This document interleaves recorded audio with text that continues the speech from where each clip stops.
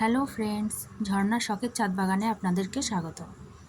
আজকে আমি আপনাদেরকে দেখাবো আমি কিভাবে আমার ছাদের গাছে খোলের সার ব্যবহার করি। এই খোলের সারটা আমি 3-4 দিন আগে বালতিতে ভিজিয়ে রেখেছিলাম।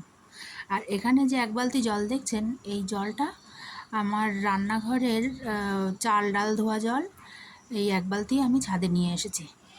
ওই বালতির মধ্যে আমি আর 2 মগ মতো খোলের সার মিশিয়ে নিলাম।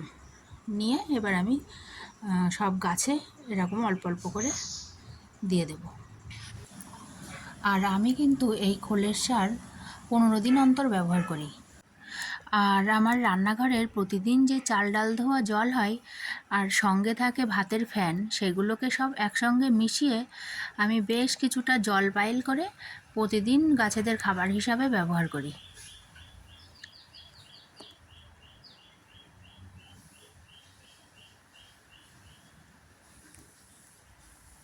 আর এদিকে দেখুন আমার সবজির খোসা আমি কিভাবে ব্যবহার করি ছাদে।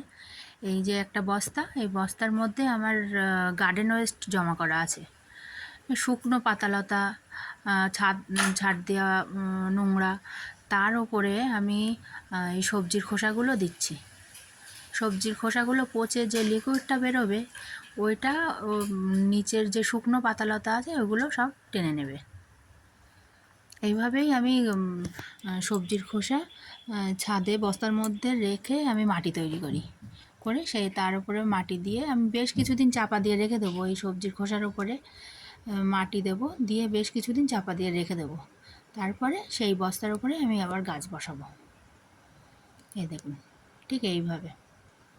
আমার এই ভিডিওটা যদি আপনাদের ভালো লাগে তাহলে লাইক, কমেন্ট, শেয়ার, সাবস্ক্রাইব করে আমার পাশে থাকবেন।